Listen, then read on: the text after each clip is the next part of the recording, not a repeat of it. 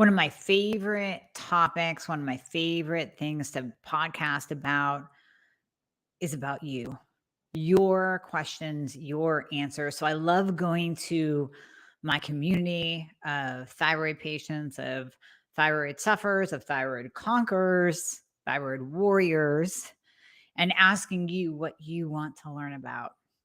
So that's what I did. I went into the community and grabbed your questions, and that's what we are going to be going over today. So this is going to be a wide range, everything from thyroid to hormones to doctors to red light therapy. We're going to cover it all. But these are your questions. So thank you so much for your love, support, for listening, and for chiming in because I want to know what you want to know. We're just going to jump right in here. The very first question, I'm going in a row, right? I'm just going down the list of your questions, and we are going to get to all of them. So the very first question I love because this kind of just leads us off, right? In your opinion, why are most doctors so miseducated on the thyroid? Now, granted, this is a question that if I had the true answer to, I'd be a millionaire. This is my guess based on experience. I believe in, and even from talking to some of my conventionally trained colleagues, I believe that it starts in med school with what they learn. So let me back up. Years and years ago, I gave a talk to the integrative wellness physicians here in Erie, Pennsylvania. Great group of practitioners. And we in Little Podunk, Erie, have an integrative wellness center. And these are docs that do PRP therapy, stem cell therapy. They really focus in on, the pain management, on some alternative therapies, but they didn't really focus on thyroid and hormones. So I talked to one of the lead docs. He brought me in to do a talk, and we talked about basically like number one, why aren't you testing everything? Why aren't you testing the free T3? Why aren't you testing the reverse T3? These are really important tests. And I kind of went through what reverse T3 tells us and the importance of free T3 because that's your active thyroid hormone. And then we went to the Synthroid box. And I started talking about why are all of you in the Synthroid box, meaning you prescribe only T4, only Synthroid. I said, if you had a patient that needed an antidepressant and you start them on an antidepressant and that doesn't work, you do another one. If that one doesn't work, we're going to add on to it. So we'll add on an antipsychotic and an anti-anxiety, and we'll pair this one up with that one. I go, there's more than one thyroid medication out there. Why don't you think outside of the Synthroid box? And the one doc raises his hand and says, that's all we've learned.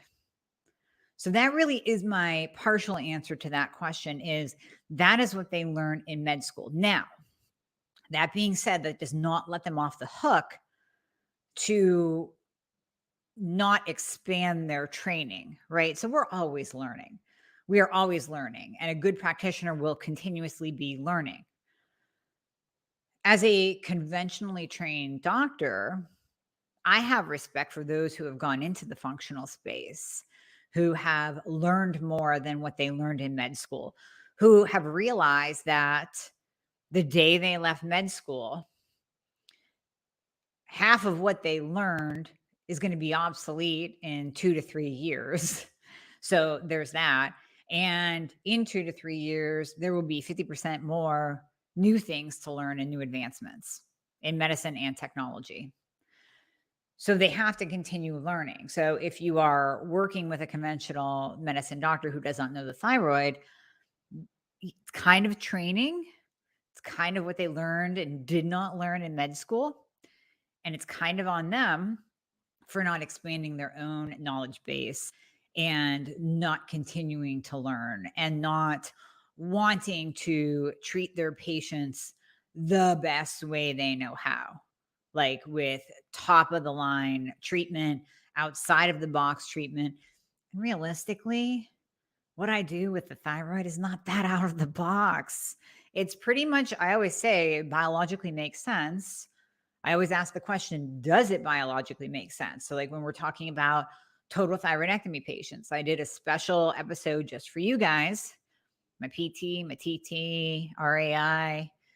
Does it biologically make sense to give you T4 only when we remove the gland that produced T4 and T3 and the main conversion gland of T4 to T3? Does it biologically make sense? No. The answer is no, it doesn't. So that question needs to be posed in each situation, and conventional doctors need to ask that question instead of just going through the list of standard of care, check the box. Yeah, we tested that. Yep, I gave my patient T4, check. Oh, and a couple Band-Aids, antidepressant, check, sleeping medication, check, statin, check. So it really is about, it's kind of on them to get outside of that box and learn more. Great question. Great question. Okay, next one. What is your opinion on protein sparing modified fasting, which usually means low calorie, 800 to 900 a day, when trying to heal one's metabolism and lose weight? So, protein sparing modified fasting is okay when done a couple of days a week. It's not something that I would say to implement ongoing. I have had a couple of patients come to me who went to the Cleveland Clinic and they were told to go on the protein sparing modified fast diet, lowering their calorie intake to 800, 900 a day, which then shuts down their metabolism. That's the problem. That's the main problem with low calorie diets, is that we see it eventually slow down the metabolism. Because you have to remember, our bodies are super smart. I always say your body is smarter than you are. So you can try all these things to trick your body, but your body's going to win in the end because it knows. So when you drop your calories low, and this is one thing that we can hold on to from the 80s and 90s, right? We want to let go of the eat every 2 hours to keep your metabolism up. That is false. But we can hold on to that starvation theory because that still applies. So if you drop your calories too low, your body does go into a starvation mode, meaning it thinks that you're starving, especially if it's for long periods. Like I said, if you do this for a day or two, not a problem. Same thing as fasting. Let's say you decided to do a 2 or 3 day fast, true water fast. Could you do it and drop your metabolism? You could do it without dropping your metabolism because it's only a couple days, and there's a big difference between fasting and starving. When we are fasting, our bodies know that we're not starving because eventually, whether it's 2 days, 3 days, or 5 days later, we give it an abundance of calories. And the body goes, okay, all right, we're not in a famine. We're good here. If this goes on for a long period of time, low calories from an extended period of time, your body will shut down your metabolism. So it's actually better to do a 0 calorie water fast, maybe a little bit of bone broth for electrolytes and salt, than it is to do low calorie ongoing. Because again, going back to the body is smart. The body knows when you're fasting. And what it will do is it will, slow down metabolism temporarily, but that's okay. You're not eating. There's nothing to burn anyways. And it allows the body to heal and rebuild and repair, lower insulin, improve insulin sensitivity, heal the gut because you're not digesting all the time. But when you give it just that little bit of calories, 800, 900 calories, that's enough to say, hey, there's food present, just not enough. So you're probably going to be kind of in like this depression era starvation mode for a while. Don't know how long. Okay. Better hold on to everything in the body for dear life. Hold on to that fat. Hold on to it and don't burn it because you might need it for later because there's a famine happening right now. So the body will literally hold on to your fat stores for fuel. And that's why you'll hear people say, oh my God, I did low carb. I did HCG. Yeah, I lost a little bit of weight, but then it all came back. Well, yeah, because you're doing 500 calories a day. So you shut down your metabolism. Yeah, you burned a little bit during, but as soon as food came back in the picture, oh, it's a party. It's a party for the body. And the body is just going to take that and store it and take the food and store it. That's why everyone gains weight after the HCG diet because it's too low calorie. Now, at KetoCon this year, July, if anyone's in the Austin area, you got to come see me. I'm going to be speaking on healing Hashimoto's with keto. And one of the naysayers of keto, the Karens of keto, say, well, when you do keto, you're in a low caloric state, huge question mark, low caloric state. So therefore you lower your metabolism. Okay. If you really were in a low caloric state, you could lower your metabolism. That's coming back to the protein sparing modified fasting of 800, 900 calories a day. I don't know about you, but I have never done a high fat, low carb, moderate protein diet and been low calorie. I've never been starving. When you add in the fat and you actually do keto the right way, you are never in a low caloric state. So I'm going to bust all of those myths at KetoCon. I kind of diverted a little bit there, but definitely come see me if you're in Austin or if you want a trip. I mean, top of the line speakers are going to be there, people. Top of the line. Ben Azadi's going to be there. Cynthia Thurlow. I think Cynthia's going to be there. Anna Cabecca. Danny Pompa. Danny Vega. So many people. So, got to come see me. So that is my answer to the protein sparing modified fast question. Next one, what in the world is biohacking? And why am I starting to hear so much of it in the functional medicine space? Biohacking, you know what? I should have looked up, I'll look up an actual def for you here. Biohacking is kind of our way to say how to implement things to biologically hack your body. So here we go. Biohacking, also known as DIY biology, kind of like HGTV, right? Do-it-yourself biology, extremely broad and amorphous term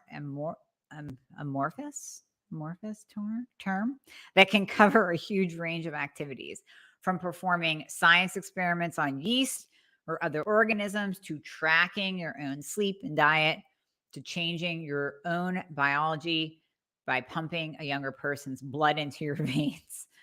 All right, let's say biohacking is, here's another one, the application of the hacker ethic in pursuit of enhancement or change to the body's functions through technological means, such as DIY cybernetic devices or introducing biochemicals. So this would be, people that are using the tracker, using the Oura Ring, using different devices. Even the Keto Mojo is a form of biohacking. And one question that we have later on that we're definitely going to tie into this is the benefits of infrared sauna and red light therapy. So that would be all under the biohacking umbrella. Cold therapy, Wim Hof methods, hot yoga, infrared sauna, red light therapy, tracking your body's biometrics. And then we can kind of there's a little space in the biohacking world where people become orthorexic, meaning they become so focused on the numbers, on the feedback that they're getting from these devices, that they literally let the devices run them. Meaning, if you wear an Oura Ring, and this is one reason why I don't have one yet, but I will get one eventually.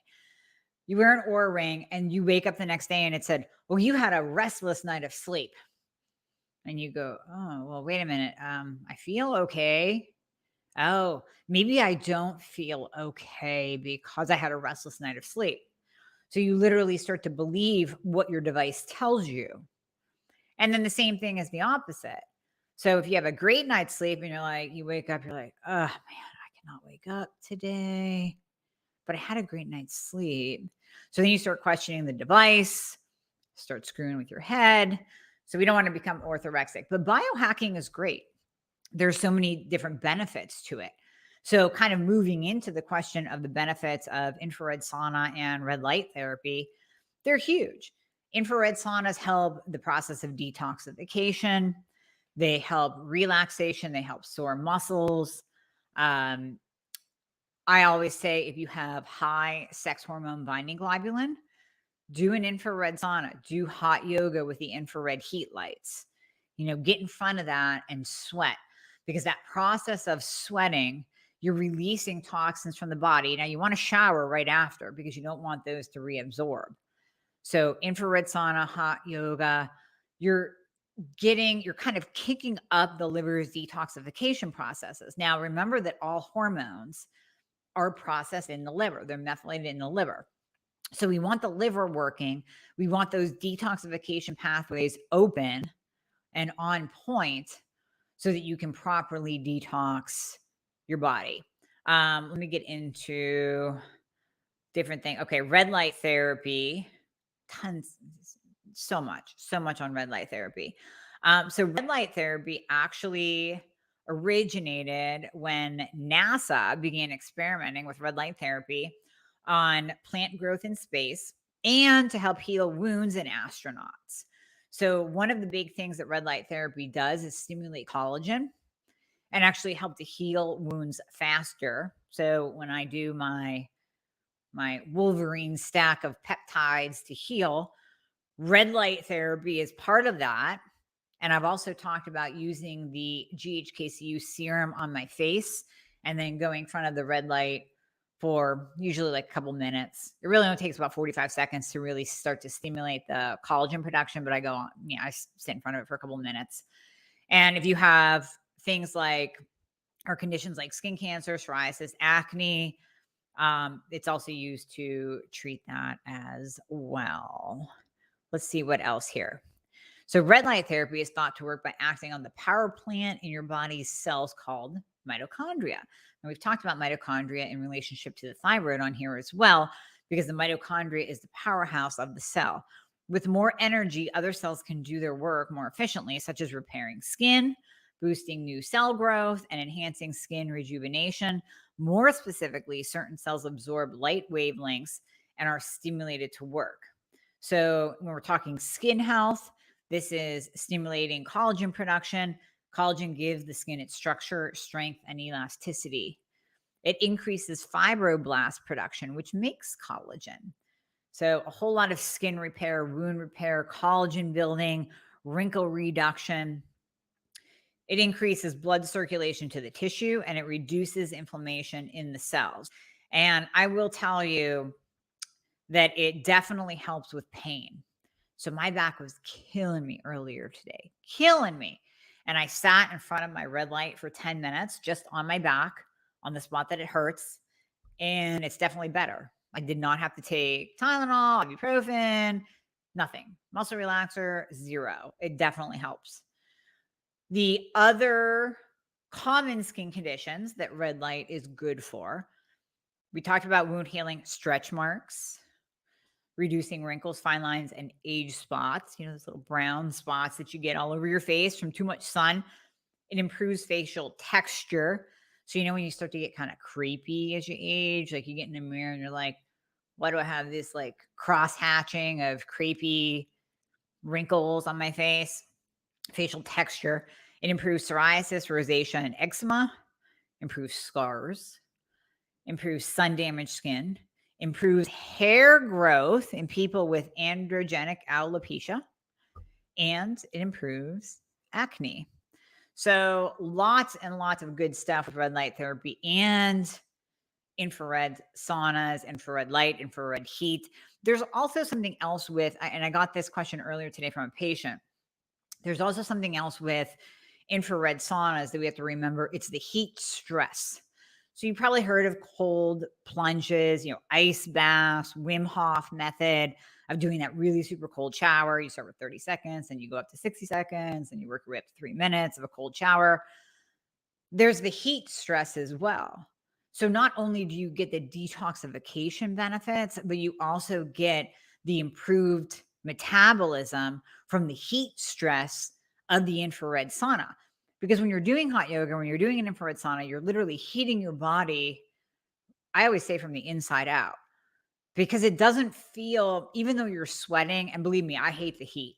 Do not put me outside above 75. I will bitch all day long. I cannot stand it. I hate summer. I know everyone's going to be, you hate summer? I hate summer. So you'll never see me in the South. I will always live in the North, and I hate summer. My AC will be on. But I don't mind sweating in hot yoga. I don't mind an infrared sauna because it feels like it's deep heating me from the inside out. My muscles get warm and then my skin gets warm to the touch. And yes, I am sweating, but it's not that uncomfortable sweat. It's not that sweat where you're like, my God, mom, will you please turn the AC or on because it's 80 degrees in here? When you're at like your parents' house and you're like, seriously? Like, you're cold and it's 80? It's not that kind of uncomfortable heat. In fact, it's probably around 100 degrees in an infrared sauna, maybe more. 100 degrees at hot yoga, maybe more. But it's not that uncomfortable, unbearable, disgusting heat. It's different. So your body responds to that heat stress by increasing your metabolism. So that's a bonus. Huge bonus. All right, moving along. In your opinion, why do some doctors do free T3 and T4 along with TSH, and that's it? Well, you're lucky if you get free T3, honestly. Also, there seems to be a wide variety of ways to treat thyroid, and yet the patient is left to do a lot of research and get the point across that we don't feel well. Right. So if you're lucky, your doctor will do free T3. Chances are you're getting TSH and T4. That is it. I just had a patient today that never had her antibodies tested. Mom has autoimmune, never had antibodies tested. So there's a lot of, a lot of not testing going on out there. And there's no way we can get the full picture of your thyroid without testing. So what do I always say? If a doctor won't do thorough testing, you get a full picture of what's going on with you, get a new doctor. So if you're really struggling with this and you're having to convince your doctor to run tests that are going to give you that whole picture of your health, do you really think that after they get those tests back, they're going to know what the hell to do? No, they're not. So the question, why do they? Why do they only test certain ones and not others? Number one, they don't know what to do with the results when they come back. They have no clue what reverse T3 means outside of a clinical setting of, again, you having high reverse T3 because you're trying to survive in the ICU or the ER. They have no idea what a low normal free T3 means. But you're a 2.4. You're WNL within normal limits. But doc, I feel like ass and I can't lose weight. I keep gaining. I'm tired all the time. My hair's falling out and I'm constipated. But you're WNL. You're within normal limits. They don't know what to do with that. They have no clue how to treat the thyroid. And then we can trickle that into the sex hormones, which is our next question. They just don't know. So the why, again, $1 million question if I had the answer to it.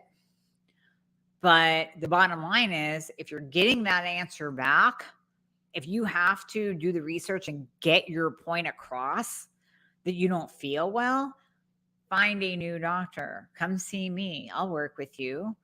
You don't ever have to convince me to do thorough testing. That's part of the entry pathway to working with me. We get thorough testing. We have to see the full picture. If we don't see the full picture, how am I going to help you? How is your doctor going to help you if you don't have that full picture right in front of you? And I just love putting the pieces of the puzzle together. Again, I had a patient this morning, new patient, and we're like It's like a Zen diagram. We're connecting dots. I'm like, oh my gosh, well, if we go here and we look back, you can see that at this point in time, it was this, and at this point in time, it was that. That totally makes sense because you were pregnant back here, and these were those numbers, and then it went down, and then look at your thyroid, and this is when you were on this medication. And it's about putting that whole puzzle together. That's what your doctor should be doing. So you should easily have thorough testing, and if you don't, start walking. Start walking. Moving on to hormones, on bioidentical hormones, if you start and feel better, so bioidentical hormones, by the way, let me clarify, are not synthetic hormones. They're not birth control. They're not the estrogen and progesterone that was used by the Women's Health Initiative back in the, 80s, where they said hormones cause cancer. Not the same. Bioidentical is exactly that. Biologically identical to the hormones that your own body makes. So bioidentical hormones, if you start to feel better, obtain optimal levels, how do you get off them? Or do you stay at the level 50 for the rest of your life, meaning testosterone? Or, do you stay at age 50 levels? Well, actually, we want you at like age 35 levels. Age 50 levels, you're in the shitter. So we want you at like 35. My question to you would be, if we start to do anything, whether it's thyroid hormone, testosterone, progesterone, and you feel better, why would you stop? Why would you take away the one thing that makes you feel better? Right? You're going to have to pry the T3, progesterone, and testosterone out of my dead cold hands before I ever stopped it. It's not happening. It's not happening. I don't need estrogen yet. I still celebrate every month that I get my cycle. When I need it, I'm going to take it, and you're going to have to pry that out of my hands too. Dead cold hands. So if you're actually doing something that replaces hormones that are no longer being properly made by your body, why would you stop it? So I get that question a lot with supplements too. Now, granted, there are some supplements that we're using for a short period of time to address this, to address that, whatever. But yeah, you're going to have to take vitamin D the rest of your life, or it's going in the toilet. Yeah, if you're insulin resistant, you might want to take Berberine, my blood sugar fixer. Why not? It's keeping your insulin low. That's anti-aging right there. That's going to help you to not age, prevent cancer, prevent Alzheimer's, prevent weight gain related to age. Why wouldn't you do that? Iron. If you're anemic and you tend toward anemia, you're going to take iron, get your levels up, make sure they don't go too high. You might need it ongoing. Don't know. Have to test. That's part of that testing thing to really get the full picture. But you might need it. And if it's making you feel good, then why not? And in fact, like, let me retrack when I said I want you at age 35 and not 50. Age 35, there are some practitioners that do rhythmic dosing of bioidentical hormones, meaning they bring you back to a 30, 35-year-old state where you're having your period at the age of 80. Now, some of you go, I don't want to do that. I'm so happy my period's gone. But when we rhythmic dose, and I haven't decided what I'm going to do yet. I'm not there yet to make the decision. Right now, I'm using static dosing because that's all I need for testosterone and progesterone. Maybe once I get to the pure, full-blown menopausal state, I'll be like, please bring me back to 35. But that actually is good for the body to shed the uterine lining, to have a cycle every single month. It sets you back to youth. Now, that requires higher levels of estrogen. Not a lot of people can tolerate that if they tend toward estrogen dominance, but that is just kind of an example for you. And I'm going to have an expert on talking about rhythmic dosing too. That's an example for you of how we do want you to stay at a younger time frame, in a younger time frame of hormones.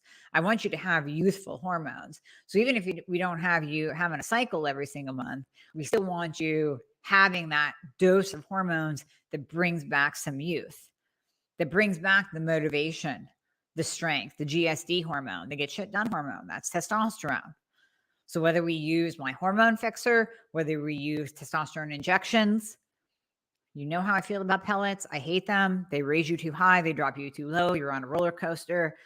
I've literally seen 1 out of 20 women say, I love my pellets. Everybody else is like, yeah, they suck. Like I go to 350 with testosterone, then I break out, and then I drop to 20 right before my pellets are ready. Use my hormone fixer, which we're already getting insane reviews on. I mean, people are stronger. They're feeling better. Their energy's up. Like 2 weeks into using it. It's crazy. Sold that again last week, got a new shipment in. Thank you for your patience. I mean, literally freaking flying off the shelves. Use that.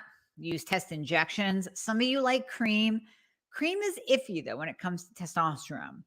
Sometimes it really depends on the thickness of your skin, whether you absorb it or not. There are some people that do fine on cream. We'll see their test level go up and it stays nice and steady. Other people, I've seen the cream used for like 3 to 5 months, and their test level goes from a 23 to a 25. Doesn't move at all. Not even anywhere near optimal of 50. So with that, sometimes I'll pair the hormone fixer up with the cream. If we have someone that isn't doing great on the cream, it doesn't want to do the injectable, don't want to do pellets. So we can do that, or we can use the injections. There are many different ways to increase testosterone. And then progesterone. That's really simple, even at a static dose, 100 to 200 milligrams per night. Most of you can tolerate the oral. And I like the oral form of progesterone because it's converted to allopregnanolone in the liver. And that's what gives us that more calming feeling in our brain. And pregnenolone is very neuroprotective. That's why I always test. Hold on. Dry mouth. Hold on, Patty. You're going to have to cut this out. That's why I always test pregnenolone. Hold on.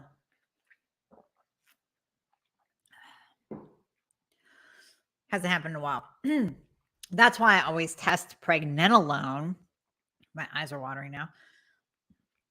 Why I always test pregnenolone, because I want to know the level of neuroprotective hormone you have. And pregnenolone is also tied to the adrenals. So when your body needs cortisol, if you have low adrenal function, there's something called pregnenolone steal, where the adrenals will steal pregnenolone to make cortisol because you need cortisol to survive. So that's why I want adequate levels of pregnenolone. That's why I like oral progesterone. Now, some of you say, oh my gosh, oral progesterone makes me too tired, can't wake up in the morning. That's fine. We can use a cream. We can even use injectable. That's not really commonplace, but I do have a couple of practitioners using injectable and even injectable estrogen. And then estradiol should not be oral. It should be cream or patch. So when we're figuring out those levels and we have you feeling better, I want you to stay there. Ultimately, I want you to stay there.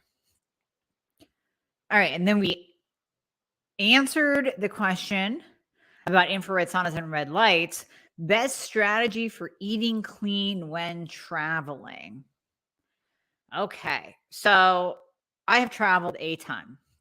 What I will do is right before I leave, I will always make a batch of something, whether it's my like keto cookies, keto pancakes. I will make a batch of something so I can take it with me on the plane, snacking, whatever. And that way I'm not tempted to grab, because I don't know about you, I always get hungry when I'm traveling. And I don't know if that's because of the bad night's sleep that you always get before you travel, waking up early to get on a plane. Don't know. But I always get hungry when I travel. It could be boredom as well. So when I travel, I make sure that I'm loaded down with the good food. Then If I'm at the airport and I have to eat, I will grab a bag of beef jerky. I'll grab some dark chocolate, or I will look for a place where I can actually get halfway decent food. So just last month I was traveling. They had a Chili's. It was like a Chili's Express. So I stopped and I got a halfway decent chicken Caesar salad. It wasn't the best in the world, but it was decent. And then just depending on, what airport you're in, will depend on what you can grab. I always look for a Starbucks, whether I'm on the road or flying, because I can grab the egg bites. They have that bacon and Gruyere and red pepper, and oh my God, they're so good. So you're getting the protein. Yeah, it's a little bit of dairy. So for those of you who are avoiding dairy, you can't do this, but it's definitely protein. It's low carb. So that's a great way to eat on the run and get satisfied, where you're not grabbing some 5-day-old chicken breaded sandwich from Wendy's and wondering why in the hell you even bother doing that, because it didn't taste good. So yeah, that's what I would do, is pack your own. And it's so easy to eat on the road. So this applies whether you're traveling or whether you're just going out to eat. My God, anywhere you go, you can get a burger without the bun. You can get a big ass salad. You can get a steak. You can get fish. You can get salmon. You could get a piece of chicken, but I really kind of can't stand chicken anymore these days. I ate it too much while competing. There's so much that you can get out these days that come into the realm of paleo, of keto, of clean eating, that you don't have to be sucked in to eating breaded, fried food, bar food. I'm sorry, even if you're at a bar, ask for the wings. Like, let me see some not breaded wings. Yeah, I know they might not be keto because you're getting some kind of barbecue dressing. Who cares? It's better than the fried chicken sandwich, right? Okay. And this question goes to the podcast that I posted last week. Controversial topic: food sensitivities or BS. Food sensitivity testing, is there a particular test anybody can recommend? Super good question. Super good. So, no, food sensitivity testing is in general pretty bunk. And here's why. You can go back and listen to that episode, but I'll summarize. So a colleague of mine had the means to do this, where he tested his family and a few of his patients with food sensitivity testing every single day for 2 weeks. Every test came back different.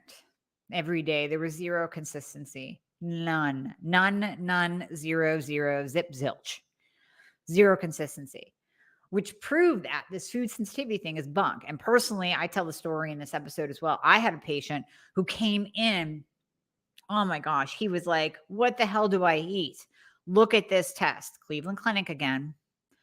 Cleveland Clinic gave him this test, and every marker was positive. I mean, he was supposedly sensitive to everything.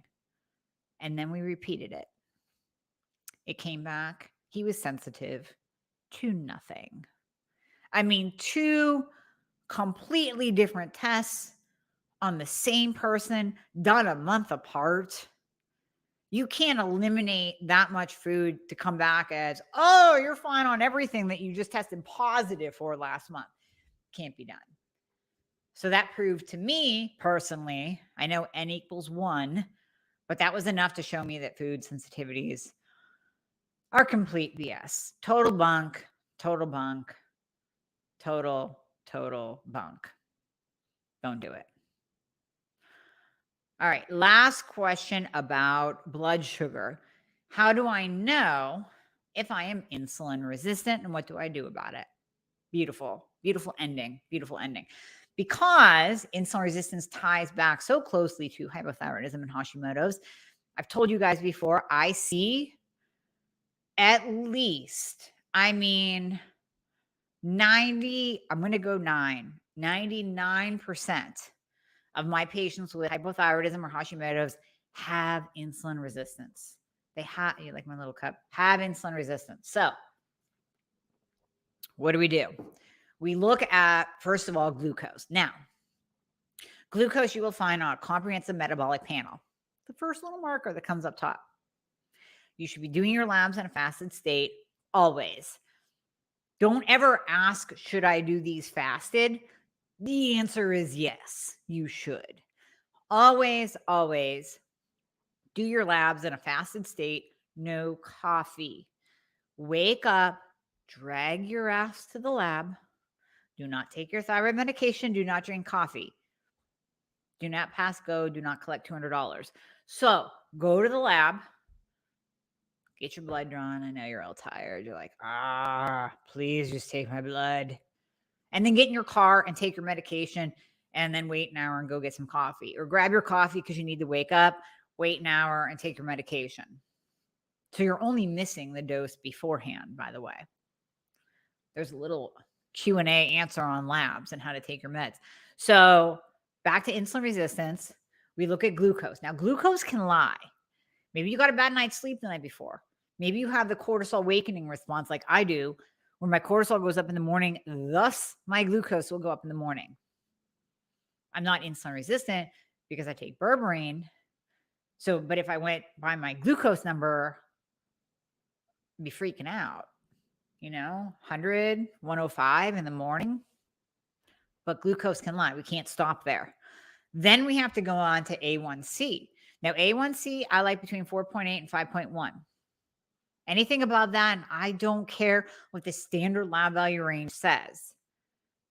4.8 to 5.1. That's your optimal range for A1C. But I have also had patients who are very, very, very insulin resistant that still come in at a 5.1. Why? Because they are reactive hypoglycemic, meaning their blood sugar is spiking high and then dropping low, and spiking high and dropping low. And those lows, remember, A1C is a 3-month snapshot of what your glucose has been doing. So if you have been relatively low, like if you've had those really deep, deep lows and really high highs, they're going to equal out to a pretty basic midline. So you might come back at a 5.1 or 5.2 because the lows are canceling out the highs. It's a decent snapshot because listen, if you're coming back at a 5.6, 5.7, 6, 7, you're diabetic. You're very insulin resistant / diabetic. Now we go on to insulin. That's my favorite marker. Insulin better be below a 6. If it is above a 6, you are insulin resistant. So I had a patient, glucose was maybe 88. A1C was a 5.2. Insulin was an 18. She was very insulin resistant, but she was reactive hypoglycemic. Then I asked the question, can you go longer than like 3 hours without eating? Oh, no, absolutely not. Nope. I get hangry. I get lightheaded. I start to shake. That is insulin resistance. That is your body throwing you on this roller coaster of highs and lows. That's why your A1C came back pretty, really decent looking. And then there's the insulin. So when we implement the use of berberine, which has so many studies, so many beneficial studies, berberine and weight loss, berberine and insulin resistance, berberine and neurological diseases. Because when you lower insulin, you lower inflammation, you improve the brain. So you lower the risk of Alzheimer's, Parkinson's, dementia. Berberine and cancer as a metabolic disease. So high insulin levels leads to aging, leads to cancer. Berberine helps with that. Many studies, and even berberine and metformin together, are a double punch to those with full-blown type 2 diabetes. So I always refer back to that case study that myself and my colleague wrote and published. I just find it fascinating because I was even surprised by this guy's results. So we used berberine. He was on metformin. We implemented berberine and a low carbohydrate diet. And we got him off. He was insulin dependent diabetic. I mean, blood sugars of 600 people. I'm talking, I want your glucose at like 95. This was a blood sugar of 600. Blood sugar of 600, came out of the hospital, insulin dependent. Forget it. I'm like, you got to give me time. We can do this, but you got to give me time. 6 weeks, he was off his insulin. 6 months, his diabetes was reversed. 13.9 A1C. Remember, I'm telling you, I went you at 4.8 to 5.1. He had a 13.9, went down to a 5.4. So totally reversed his diabetes. Totally. It's probably even lower than that by now. But that was just in 6 months. Berberine, powerful. So blood sugar fixer, my blood sugar fixer, I would implement the therapeutic dose of berberine for insulin resistance, weight loss, balancing glucose, reversing diabetes is 1,200 milligrams. So most berberine products are 400. You have to take 3 a day. That can be a pain in the butt. So that's why I did 600 milligrams in my berberine. So you don't take 2 a day. So take one before, usually main meals. Okay. So if you're eating a huge breakfast and a huge dinner, take it before breakfast, take it before dinner. If you're more of I don't eat in the morning, I eat lunch and dinner, take it before lunch, take it before dinner. Now, berberine can cause some loose stools. It can cause a little bit of nausea in maybe 10% of the population. So if you've ever tried metformin, you're like, I can't do metformin. 30% of the population gets hit hard GI-wise with metformin. Usually you just have to kind of suck it up and get used to it. Takes about 2 weeks. Some people, though, they cannot level out. They cannot tolerate metformin. So we use berberine. We can use it together or we can use it alone. And 10% will still get a little bit of the GI effect, but that's also an indicator that your GI needs some love because berberine is part of a gut healing protocol. So if you are getting some of those loose stools or nausea, keep going with it. Maybe throw in digestive enzymes, talk to your practitioner about it. You might have to do a GI map, but your gut just needs a little bit of love. So if you stick with it, it will be worth it in the end. So you can always find in the show notes to my podcast, you can always find the links to get the blood sugar fixer or the hormone fixer that we talked about. You can go to my website, dramyhorneman.com, and just go to the shop. That's where everything is. So hopefully that helps with all of your questions. So keep sending things to me. Honestly, keep sending them. Keep asking the questions. Keep giving me your ideas for podcasts because this is for you. This is not for me. This is for you. I want to know what you want to learn. So I thank you for listening. I thank you for submitting everything. Couple questions before we go. I want to get in and grab these. Have you heard of calf muscles twitching while on bioidentical hormones? No, that's usually dehydration. So I'm just wondering, Stephanie, if that's you might have to, check the amount of water it can be that you're taking in. If you're not taking in enough, if you're not getting in enough salt, if you are not getting in enough magnesium. Those are the big things for calf muscle twitching. Okay. Not sure if you've covered this. Apologies. If reverse T3 comes back high, how is it treated? Doesn't matter what time you get the blood test on, always in the morning. I'm in Ireland trying to get a private lab to do this test. Yeah, I don't have any patients in Ireland. I have them in other countries. Reverse T3 comes back high. We usually have to lower your T4 medication and increase T3 medication because the only thing that converts to reverse T3 is T4. And then I would want to dig a little bit and see what is driving up that reverse T3. I do have a separate podcast on just what causes high reverse T3. So I would tell you to listen to that. And then that way, that's going to give you a lot more info and insights.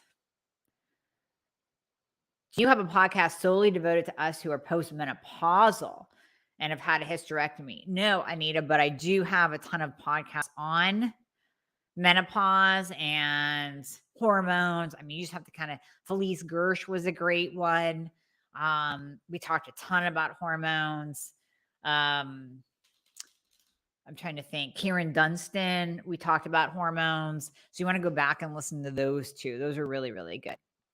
And it doesn't really matter. I mean, if you're postmenopausal, you had a hysterectomy, or your hormones are just in the shitter, either way, we want to replace them. So I don't care where you are. I've had 20 and 30-year-olds with hormones that of a postmenopausal woman. Still going to treat the same way. All right. And Anita, let me know how the test booster does. How about that? All right, guys. This will be released as a podcast tomorrow. So if you missed any of it, you can always go back and listen. Oh, last question. Difference between regular berberine and dihydroburbarine. Not a whole hell of a lot of difference, Lauren. So people that have a dihydroburbarine supplement will tell you it's better. I have done the research. I don't currently see that much of a difference. And like I stated earlier, the berberine that I used was the same as the berberine in my blood sugar fixer to reverse this man's diabetes, get him off insulin, reverse his diabetes. So honestly, it's kind of, if it ain't broke, don't fix it kind of deal.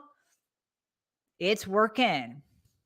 So I'm just going to stick with what works and keep using that on people. All right, everyone. Thank you so much for listening.